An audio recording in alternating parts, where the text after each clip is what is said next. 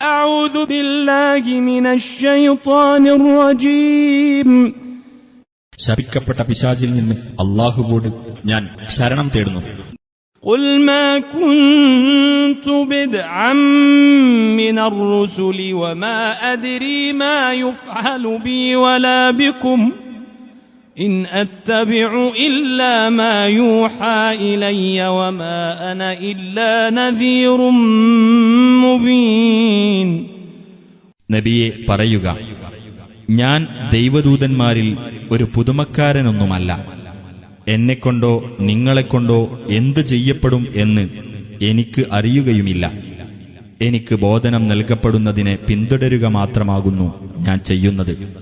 ഞാൻ വ്യക്തമായ താക്കീതുകാരൻ മാത്രമാകുന്നു.